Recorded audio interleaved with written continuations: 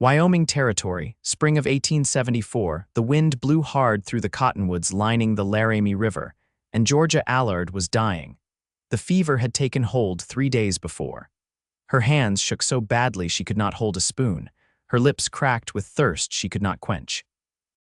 And her breath came shallow, as though her lungs were only half working.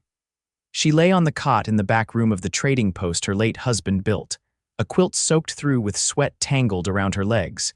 She had buried him last autumn, and now it seemed the earth wanted her too. She would have died there, alone in that dim room with nothing but the wind and her own pain if not for the man who walked in that morning. He came not for her but for salt and nails. "Ma'am," his voice was deep calm. "You all right back there?" Georgia could not answer. She tried to speak, but only managed a hoarse croak. Still, it was enough. Bootsteps crossed the wood floor.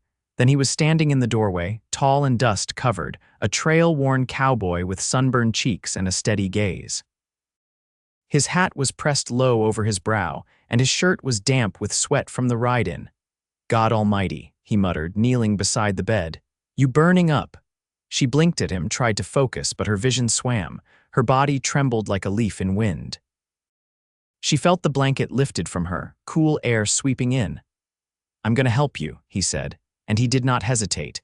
He carried her to the back porch and drew cool water from the barrel, sponging it over her forehead, her throat, her arms. He found her medicine tin and coaxed laudanum between her lips, just enough to ease her pain. Then he sat beside her, long after the sun dipped behind the hills, his hand resting light over hers. That night, Georgia drifted in and out of fevered sleep. Every time she woke, he was there. Not once did he leave. By morning, she could speak again. Her voice was barely above a whisper. "You stayed." "I did," he said. "Name's Thayer Cole." She blinked up at him. He was younger than she first thought, maybe 30, maybe less. His face bore the marks of trail weather, but there was kindness in his eyes. He had not shaved in days, and his jaw was rough with stubble. "I'm Georgia," she said. "Georgia Allard," he nodded. "You got anyone nearby, kin?" "No," her voice cracked. "Just me." He looked around the post. "You live here alone." "I run it. My husband, he died last fall, got a fever same as this, laid down one night and never got up." Thayer's jaw tightened. He looked at her again, softer this time. "You got any help?" She shook her head. "I'll stay a while," he said, her brows furrowed. "Why?" He shrugged. "You need someone, and I was not in a hurry." That was how it began. Thayer did not ask questions that first week. He carried her to the porch when the breeze was soft, helped her drink broth, made sure she had rest. He swept the floors, fed the mule, kept the stove burning. He did not talk much, but he was kind, gentle, and he never once looked at her with pity. On the 7th day, her hands stopped shaking. By the 10th, she could sit up alone. "You should go," she said, sitting on the bench beside the door, her shawl wrapped tight around her shoulders. He tilted his head. "You want me to?" She did not answer right away. She looked out across the prairie, empty, wide, and golden under the spring sun.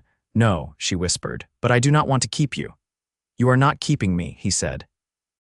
"I want to stay." His tone was flat, but there was something behind it, something quiet and steady. It made her heart flutter. "I still get cold at night," she said. "I will keep the fire going," he answered. A pause. She stared at his hand, strong, worn, a small scar across the knuckle of his thumb. "You do not even know me," she said. "I know enough." That night, she sat by the hearth while he boiled beans and salt pork. He told her about his mother dying when he was a boy and how he drifted from job to job. Ranch hand, fence mender, trail cook, never stayed in one place long. "Why now?" she asked. He glanced up from his plate. "Sometimes a man gets tired of running." She said nothing, but her chest ached in a strange new way. He slept by the door, said it was safer in case someone came by. She found herself watching him in the mornings, the way he stirred the fire, the way he poured coffee slow and careful. She caught him watching her too, just once. He looked away quick, but not before she saw the softness there. By the 2nd week, she stood without help. By the 3rd, she laughed. It surprised them both. They were on the porch, watching the sun sink low, when he brought her a cup of coffee and said, "You snore something awful." She laughed before she could stop herself, hand to her chest, and he smiled, really smiled for the first time. She liked that smile. It stayed with her through the night. She found herself waking just to hear his voice in the kitchen. found herself reaching for him in her thoughts. She had not felt that in years not since before sickness and death took everything. One evening, a storm rolled in from the west, thunder low and crawling. She stood at the window, heart thudding. Thayer came up behind her. "You all right?" she nodded, but her breath came fast. "My husband died on a storm night," she whispered. "I get this feeling." She trailed off, ashamed. He stepped closer, his hand brushing hers. "You are safe now," he said. She turned to him. "I do not know how to let someone take care of me." "You do not have to," he said. "I will do it anyway." Her eyes filled. He reached up, brushed a strand of hair from her cheek. His fingers lingered, not bold, just quiet, sure. "I never met a woman like you," he said. She swallowed hard. "I never met a man who stayed." He leaned in slowly, giving her every chance to pull away. She did not. Their lips met soft, the kiss tender and slow. His hand cradled her neck. She pressed close, trembling not from fear, but from the way her heart opened wide for him. When they pulled apart, she rested her forehead against his. "Thayer," she whispered. "I am here," he said, and he always would be. The snow lingered late that year, clinging in crusted patches across the shaded side of the ridge. Spring had come, but it hadn't softened everything yet. Thayer stood outside the trading post, sleeves rolled to his elbows, a length of rawhide stretched between his hands. He was binding the last of the sacks Georgia had stitched from old flour cloth, readying them for the next supply run.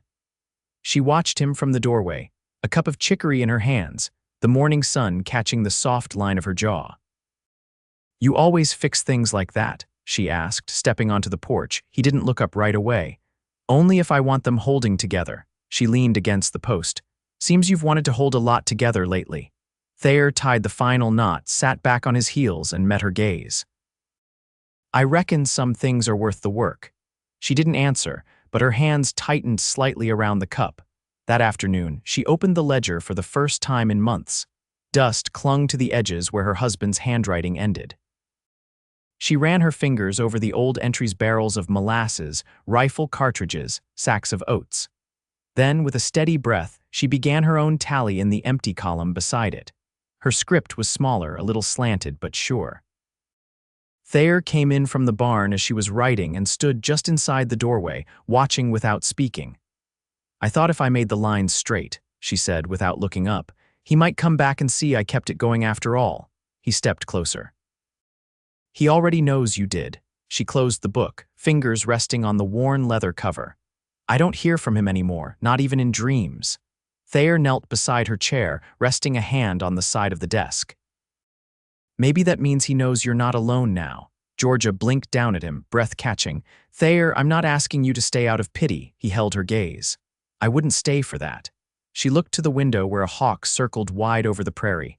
"Then why?" His voice dropped low. "Because when I wake up here, I don't feel like I'm passing through." She reached out, fingers grazing his cheek. "Neither do I." The wind picked up outside, rattling the chimes strung above the door. He turned his hand over, letting her palm rest in it. Warmth passed between them like something quiet and certain. Later that week, she brought out her husband's old saddle. The leather was cracked, the horn worn smooth from years of use. She set it atop a bench and ran a cloth over it, slow and careful. "I was thinking," she said as Thayer approached, "you could take it when you go." He paused at the edge of the porch. "You want me to go?" She held the cloth still. "No, but I know one day you might want to." He stepped up beside her, looking down at the saddle. "I've never had anyone offer me something that mattered." Georgia glanced at him. "It only matters if you use it." He nodded, then gently took the cloth from her hand and began working the leather himself.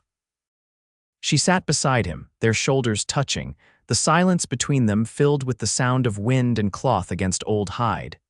That night, he didn't sleep by the door. The next morning, she opened her eyes to find him already dressing. He was moving quiet, not to wake her, but she stirred anyway. "Something wrong?" she asked, propping herself on one elbow. He shook his head. "Saddle's ready. Thought I'd ride out east, see if the creek's thawed enough for the beaver trapper to come through. He owes you 2 pelts, doesn't he?" She nodded, watching the way he shrugged into his coat. "You'll be back," he turned, the brim of his hat casting a shadow over his eyes. "You want me to be?" "I want to cook supper for someone besides myself." He smiled then, faint but true. "Then I'll be back by sundown," and he was. He returned with 2 pelts tied behind his saddle and a grin that reached all the way to his eyes. Georgia met him at the hitching post, brushing sawdust from her apron. "I started stew," she said. "Hope you still want supper." Thayer reached out and adjusted the loose edge of her shawl. "I want supper every night you'll have me." She looked up at him, her heart steady now in a way it hadn't been in years. "Then you'll stay," he nodded once. "I already did." They stood there a moment longer, the porch lamp casting a soft glow between them, and the scent of stew drifting warm through the doorway behind. Georgia took his hand, led him inside, and neither of them looked back. June settled quiet over the plains. The wind turned warmer, and the wild yarrow bloomed pale and clean along the trail's edge. Days stretched long now, and the sun soaked the land in a way that made the bones of winter feel like a distant thing. Georgia had begun to keep the front shutters open all day. The wide windows let in the light, and with it, the scent of sage and pine that clung to Thayer's shirts when he came in from riding fence or hauling feed. He always left his boots by the back door now. He said it kept the grit out. She suspected it meant more than that. One late afternoon, she stood on a stool in the storeroom, reaching for a tin of dried peaches on the top shelf. Her balance wavered, and before she could catch herself, a firm hand braced her hip. "I've seen pack mules with more sense," Thayer said, steadying her. Georgia glanced down at him. "And I've seen cowboys with better timing." He grinned, helped her down, and didn't let go even after her boots touched the ground. She looked at him then, close enough to see the gold flecks in his eyes beneath the dust and sun. "I can manage," she said, softer now. "I know," he answered, but his hand lingered anyway. That evening, she brought out her mother's wedding quilt from the cedar chest. The stitching had faded, but the fabric still carried the smell of dried lavender and wood smoke. She spread it across the bed without saying anything, smoothing the corners with care. Thayer noticed, but didn't speak on it. He just picked up the water bucket and headed out to the well like he always did before supper. Later, as they sat on the porch, Georgia mended a tear in one of his shirts by lantern light. The flame caught the curve of her cheek, and the small scar near her jawline a reminder of the time she'd caught it on the edge of a plow blade as a girl. Thayer watched her fingers move, silent for a while. "You ever think of leaving?" he asked, voice low. She didn't look up. "After Henry passed, I thought of it every day, going back east, starting over." "Why didn't you?" "I had nowhere to go that didn't hold more ghosts than this place." He nodded. "And now," she pulled the thread tight and bit it clean. "Now I've got someone to sew for." The silence after that wasn't empty. It was steady, like the hush before dawn breaks open. The next morning, Thayer brought her a cedar frame he'd carved for the photograph of her parents she kept tucked inside the ledger. He didn't say much, just handed it over and stepped back while she fit the picture into place. "It's good work," she said, running a thumb along the smooth edge. "I wanted it to last," he replied, and his eyes held to hers longer than they used to. When the traveling blacksmith passed through a week later, Georgia sold him a bundle of tanned hides and used the coin to order a new kettle and a pair of boots for Thayer. She didn't ask him what size she knew already. He tried to argue the cost, but she only raised an eyebrow and handed him the receipt. "You live here," she said. "You work here, you don't go barefoot." He didn't argue again. That night, a storm rolled in slow from the north. Not the kind that brought fear, but one that soaked the earth warm and deep. Georgia stood at the window, watching the rain stripe the glass panes. Thayer came up behind her, his arms wrapping loose around her waist. "I never wanted to belong anywhere," he said. "Didn't think I knew how." She leaned back into him. "You do now." He kissed the top of her shoulder, and the quiet between them filled with something solid and lasting. By the time the rain passed, the garden had sprouted through the soft dirt, and the hens clucked with new rhythm in the coop. Georgia hung her linens on the line beside his shirts. Everything fit together without forcing. One morning, she woke before sunrise and found him already outside, splitting kindling. His shirt clung to his back, and the muscles in his arms moved easy with the swing of the axe. She leaned against the doorframe, watching. "You always work before you eat?" she asked. He paused, wiped his brow. "Only when it's worth the hunger." She stepped barefoot onto the porch, the boards warm beneath her feet. "You think we're ready?" she asked. "For what?" To stop calling this temporary. He leaned the axe against the chopping block, came to stand in front of her. I stopped calling it that the day I came back from the creek. She reached for his hand, fingers sliding between his. Then it's settled, she said. This is where we stay. His mouth brushed hers, not rushed, not uncertain, just sure. And when the sun rose over the prairie, it lit the porch, the fields, and the shape of two people who'd weathered the long dark and chosen, every day since, to stay. The heat deepened by late July, pressing down like a thick wool blanket. By midday, the air inside the post grew still and close, and Georgia kept the windows wide, letting the sound of cicadas curl through the rooms like a lullaby. The prairie beyond the stockyard buzzed with life. Brittle grasshoppers leapt between fence posts, and meadowlarks trilled from the cottonwoods that leaned heavy with leaf. Thayer had started rising before first light to ride out along the riverbank, checking for signs of beaver along the east bend, where the trappers sometimes left goods tucked in canvas bundles under the overhang of the bluff.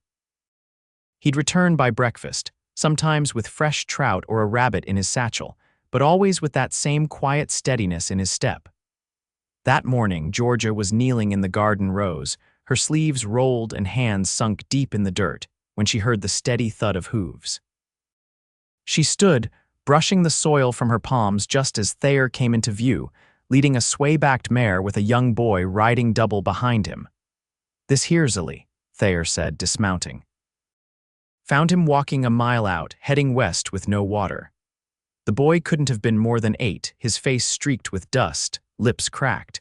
He clung to the saddle horn like it was the only thing holding him upright. Georgia nodded once.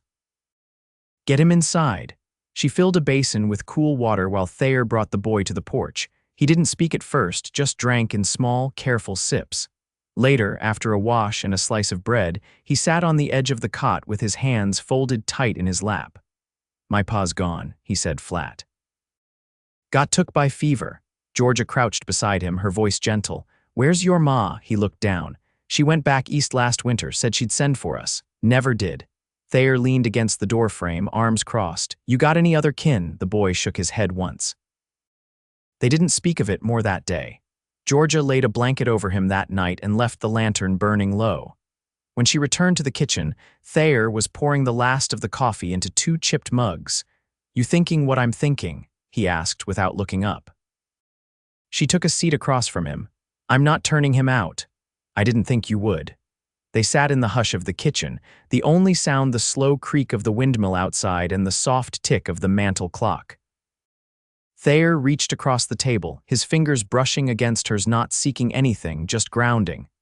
"I never had a boy," he said quietly. Georgia tilted her head. "You want to be a father?" He met her gaze. "I want to be here however that looks." She nodded once, and that was enough. By the end of the week, Illy had begun to trail Thayer through the yard, mimicking the way he coiled rope and lifted feed.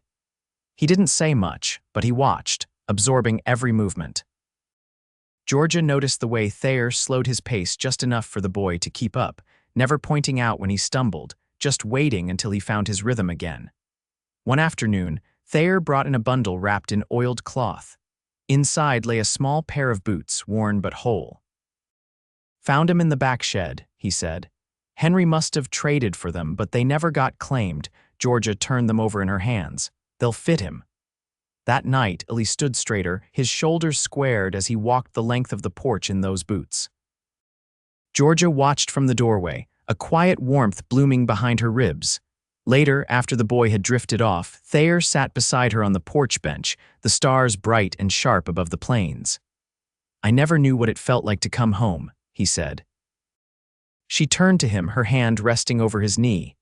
"You do now," he nodded once. "I do." Her thumb traced along the seam of his trousers, slow and thoughtful.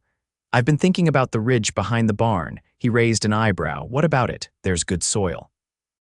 If we cleared some of that scrub, we could plant corn next season, maybe keep a milk cow." Thayer leaned back, his arms slipping behind her shoulders. "You planning long-term, Mrs.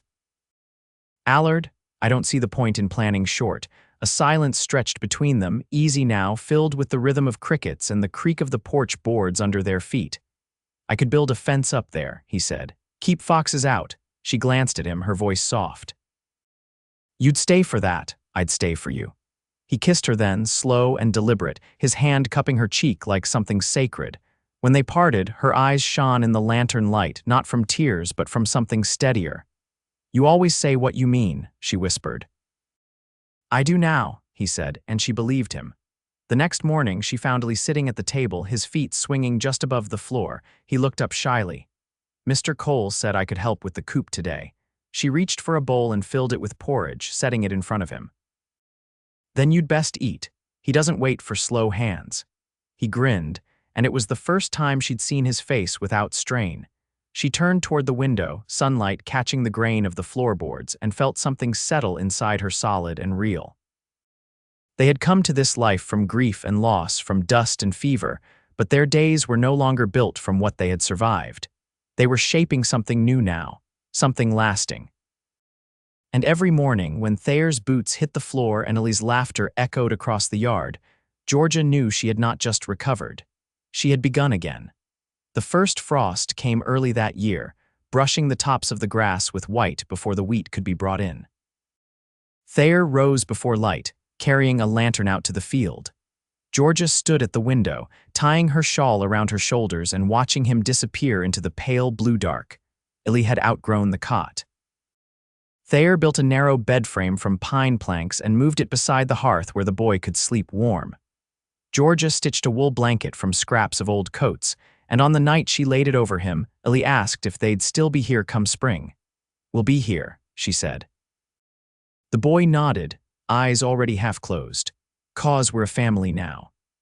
She sat with that for a long time after he drifted off, her hand resting on the blanket's edge. Later that week, Thayer brought in a letter from the freight wagon that stopped every third month.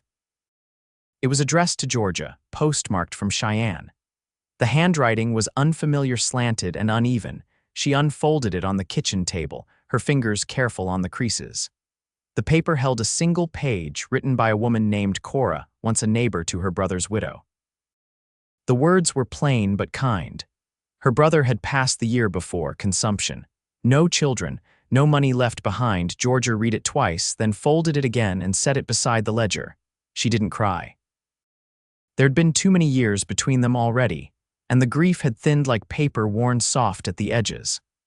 "I'd wondered if he was still alive," she said that night, sitting on the porch steps while Thayer worked a rasp over the edge of a broken hoe blade. "You going to write her back?" She shook her head. "There's nothing left to say." Thayer stood, wiping his hands on a rag. "Sometimes silence is the only thing that fits."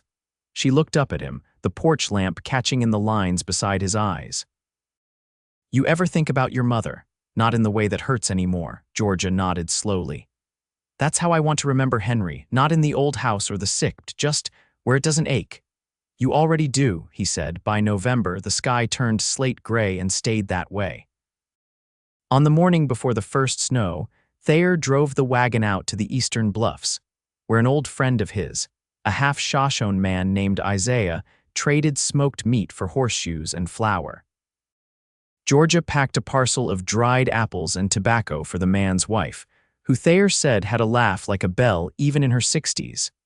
When he returned that evening, snowflakes clung to the brim of his hat, and he carried a bundle wrapped in buffalo hide. "Isaiah's wife sent this," he said, placing it in Georgia's hands. Inside was a cradle board, finely beaded, the colors deep and rich. She said it was time. Georgia stood frozen, her hands resting over the beadwork. How would she know? He stepped close, brushing a curl from her cheek. "I didn't tell her, but she smiled like she already saw it." Georgia looked up at him, warmth spreading through her chest. "I wasn't sure how to tell you. You just did." He kissed her then, neither urgent nor shy, just full of the certainty they'd built day by day. Illy peeked around the doorframe, grinning wide before darting back inside. They let the snow fall that night without tending the fire too closely. The house held its warmth just fine. By the time the ground froze solid, Georgia's belly had begun to show. Illy took to bringing her firewood without being asked, and Thayer patched the barn roof before the worst of the weather set in. They didn't speak often of what was coming, not because of fear, but because there was no need. It was already part of them. In early February, Georgia woke Thayer in the middle of the night, her breath coming sharp. He didn't panic.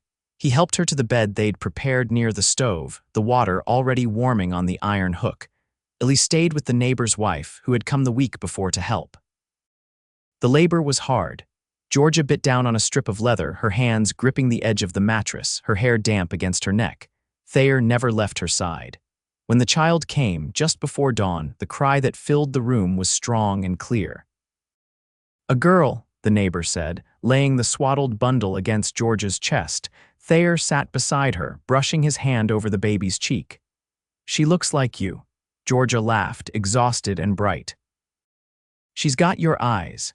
They named her Lark after the birds that always stayed into the first snows. Spring came slow but sure. The ice cracked along the river's edge, and the cottonwoods pushed out their first green buds. Georgia walked the garden rows with Lark tied close to her chest in the cradle board, Illy trailing behind with a wooden pail for rocks. Thayer built a bench beneath the windmill, where they'd sit in the evenings with their feet in the dirt and their hands wrapped around mugs of coffee or cider. Sometimes they didn't speak at all. One warm evening, as the sun melted against the hills, Georgia leaned against his shoulder, Lark asleep in her arms. "You ever think about what would have happened if you hadn't come in that day?" she asked. "I try not to," Thayer said. "The what-ifs don't carry near as much weight as what is." She smiled, her head resting against him. "I like what is." He kissed her temple, his voice low. "So do I." Illy ran past them, chasing a moth that danced in the evening light, his laughter trailing behind him like a ribbon. The dog barked once, then settled back by the porch. Georgia closed her eyes, the scent of warm grass and wood smoke curling around her. They had built this life together not from ease, but from weathering. Every stone in the chimney, every stitch in the quilt, every line in the ledger marked a piece of it. And now, with the land greening again and the sound of her family breathing beside her, she knew there was nowhere else she'd ever want to be.